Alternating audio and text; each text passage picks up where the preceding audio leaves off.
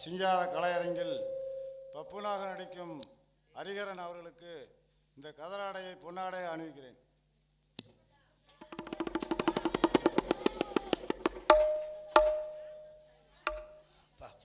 நல்லது.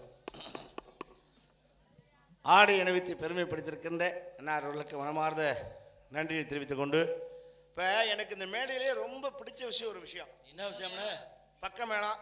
நம்ம பக்க மேளம் சூப்பர் பக்க மேளம், குறையில்லை. மைக் செட்டு, அருமையான மைக் செட்டு, நல்ல நடிகர்கள், அதை காட்டில் ரசிகர்கள், அருமையான ரசிகர்கள், எல்லாம் குறையில்லை.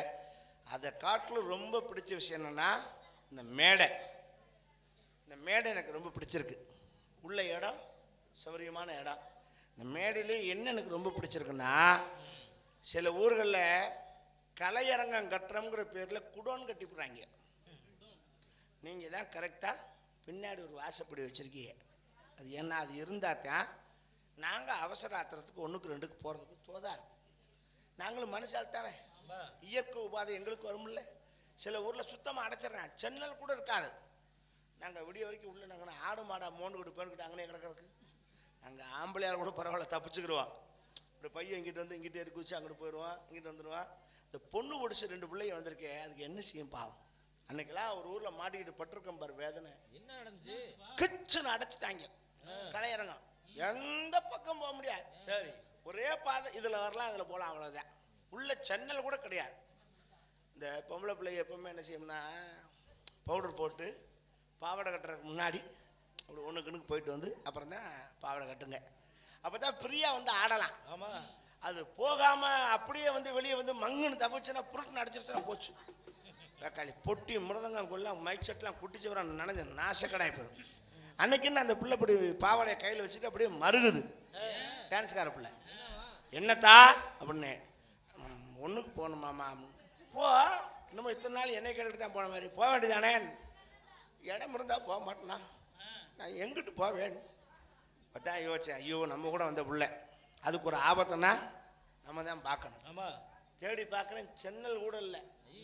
சென்னல் இருந்தால் கூட கழுத நான் கூட மட்டும் கையில் பிடிச்சி கூட அங்கிட்டு ஊற்றி விடுவேன். கூட்டிகிட்டு போன பாவத்துக்கு நம்ம தானே செய்யணும். பார்த்தேன், வேறு வழி இல்லை. Soda grad 2 grade soda bottle வந்து இறங்கிருச்சு. அதில் டக்குன்னு ஒரு பாட்டில் உருவினேன். ஓப்பன் பண்ணி சோடாவை செவுத்தில் அடித்து விட்டேன். இழுத்துக்கிருச்சு. எம்டி பாட்டில் கையில் கொடுத்து, இந்தாத்தா இதில் இருந்து ஒரு ஓரமாக மூடி வை, காலையில் யாருக்கும் தெரியாமல் அங்கிட்டு கொண்டு நானே ஊற்றிடுறேன் அப்படின்னு. அந்த பிள்ளையும் சிந்தாமல் செதறாமல் இருந்து வாடை வெளியே வந்துடக்கூடாதுன்னு இந்த மூடியை வச்சு இப்படி அமுக்குச்சுல, அதை போய் லாக் ஆகிடுச்சு. அங்கிட்டுக்கிட்டு வச்சா எவனா தட்டி விட்டுருவாங்கன்னு அந்த கழுதை என்ன பண்ணிச்சு, கொண்டு இந்த சோடா கிரேடுலேயே வச்சு பிடிச்சி காலக்கரகம். அந்த அன்னைக்கு நம்பிராஜன் போடுற பெரியவர் வந்திருந்தார். அந்த ஆள் வேஷம்லாம் போட்டுவிட்டு, டே மைனே சோடா இருக்காடான்னார்.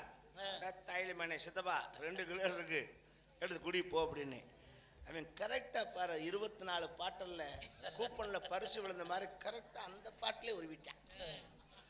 ஓப்பன் பண்ணி விட்டான். உள்ள அண்ணாக்கா கடை கடை கடை கடை கடை ஒரு சொட்டு கீழே விட பிடிச்சிவிட்டான். குடிச்சிட்டு வந்து பாடி இருக்கான் பாட்டு. சீர்காழி செத்தான் போ கூறான். 10 பாட்டு. நான் நினச்சேன் இவ்வளவு பாட்டு பாட மாட்டானே சித்தப்ப, என்னென்னு இப்படி பாடுறான். வந்து பார்த்தேன், டே மைனே சோடா கல்லி அறுத்து விட்டுருச்சுடா சளி வெளியெல்லாம். இதே மாதிரி சோடா இன்னொன்று வேணும்டாண்ணா. அப்போ தான் பார்க்குறேன் இவன் அந்த பாட்டில் தான் உருவி இருக்கான்னு தெரியும். இதே சோடா வேணும்னா இன்னும் 1/2 மணி நேரம் ஆகும். நான் இந்த பிள்ளை 2 பாட்டில் தண்ணி இன்னி குடிக்கணும், சோடா கடை குடிக்கணும், அப்போ தான் ரிலீஸ் ஆகும். கொஞ்சம் பொறு. இன்னும் இதில் என்ன வேடிக்கை, அந்த பிள்ளை அன்னைக்கு வீட்டில் மீன் குழம்பு வச்சு சாப்பிட்ருக்கு. டேய், ஊரில் குடல் குழம்பு வச்சு ஊற்றிருக்காங்க. 2 உள்ளே போய் கடமுடாயி மிக்சிங் ஆயிடுச்சு. மாமா அண்ணுச்சு, என்ன அண்ணன் வகுத்த கலக்குது. அட கருமாந்திரமே, இது தேவையாடாது நமக்கு. இன்றைக்கி என்னடா மிஸ்ஸியாக இருக்கும். இதை பாட்டில் அடைக்கவும் முடியாது. அது என்ன கண்டிஷனில் வருதுன்னு தெரியல. லிக்யூடாக வருதா இல்லை குளக்குளன்னு வருதா இல்லை திரியாக வருதான்னு நமக்கு தெரியாது. கொஞ்சம் பொறு அப்படின்னு இப்படி திரும்பி பார்த்தேன். ராஜபாட்டுக்கு பெரிய மாலை, வல்லவுட்டு மாலை, வாழை இலையில் சுற்றி கட்டி மாட்டிருக்காங்க. டக்குன்னு பார்த்தேன், மாலையை விட்டுட்டு இலையை மட்டும் சைஸாக உருவி, தா இதில் இருந்து ஒரு ஓரமாக மூடி வை, அடியில் பேக்கு அடியில் சொருகி காலையில் ஊர் எல்கையில் கொண்டு எரிஞ்சிருவோம்னு. அந்த பிள்ளையும் பிரிட்டுன்னு ஒரு அடி அடித்து சக்கன் மூடி ஒரு ஓரமாக தள்ளிருச்சு. நேரம் காலம் பாரு, அன்னைக்கு நான் நாரதர் போடுற ஒரு நம்ம மாப்பிள்ளை மாதவனுக்கு அந்த பழக்கம் இல்லை. அவன் அரைப்போதைக்காரன், போதையிலே இருப்பான். அரைப்போதையிலே வந்து உட்காந்து பவுட்ரு போட்டான். பவுட்ரு போட்டு ஊர் பெரியவங்க எங்க, சந்தனம் கட்டுறேன் எங்க அப்படின்னா. ஒருத்தர் வந்தார், ஐயா தம்பி உள்ளதான் இலையில இருக்கு எடுத்துக்கிட்டார். சந்தன இலை அங்கிட்டு இருக்கு, அதை விட்டுட்டான். இந்த இலையை உருவிட்டான். உருவி கரைச்சி அடிச்சிருக்கான். தாயில ஊரே வீசுது. என்னால் உள்ள உட்கார முடியலை. நானும் எவனும் செருப்புல கருப்புல மிதிச்சுட்டாங்களான்னு ஒவ்வொரு செருப்பா தேடி பார்க்குறேன். இவன் தான் சிறப்பா அடிச்சிருக்கான். மேலே 2 இன்ச்சு கணத்துக்கு ஏற்றிருக்கான். மேடையில் வந்து நாராயணா நாராயணா அப்படின்னு நிற்கிறான். கண் கொண்டு பார்க்க முடியல. மேலே ஊரா கருவேப்பிள்ளை, கொத்தமல்லி, கடுகு, உளுந்தம்பருப்பு, தக்காளி தூள். நான் கூட இந்த ஊரில் சந்தனத்தை தாளிச்சு தான் கொடுப்பாங்க உள்ள இருக்கு. பார்த்தா லைட்டு வெளிச்சத்துக்கு அதுக்கு வேர்க்க ஆரம்பிச்சதுல அப்படியே விழுகுது. டாப்பாக கலண்டு போட்டு போட்டு போட்டு பொட்டி மிருதங்கமாக எந்திரிச்சு ஓடுறாங்க தெருவில். வாட நிற்க முடியாமல்.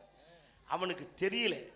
போதை தெளிஞ்சதுக்கு அப்புறம் தான் அவனுக்கு வீச்சை நம்ம மேலே தான் வருதுன்னு தெரிஞ்சு அப்புறம் ஆளை கொண்டு கம்மாய்க்கில் போட்டு அமுக்கி வைக்கலை போட்டு மாட்டை கழுவுன மாதிரி கழுவி தெரிஞ்சு அப்போ சொன்ன, இனிமேல் குடிக்கிற பழக்கத்தை விடு.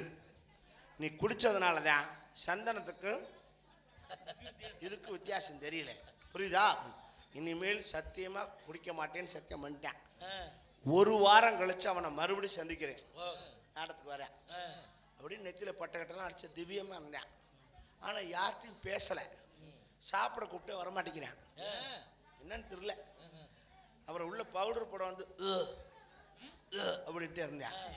என்னடா இன்னும்மா அது ஒமட்டிக்கிட்டு கிடக்குது? 1 வாரம் ஆச்சு.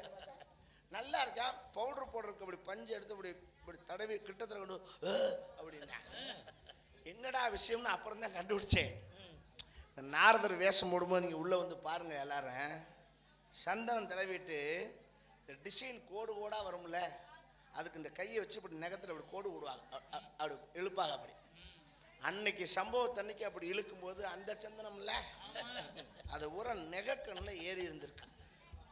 கிட்ட கொண்டு போகலாம். அப்புறம் வாட அப்புறம் கொண்டே குதிரைக்கு நெகை வெட்டின மாதிரி வெட்டி அவனை குளிப்பாட்டி சுத்தம் பண்ணி நான் பட்ட பாடு. இதுக்கெல்லாம் என்ன காரணம்னா பின்னாடி ஒரு வாசப்படி வைக்காததுனால தான் அந்த விளைவு.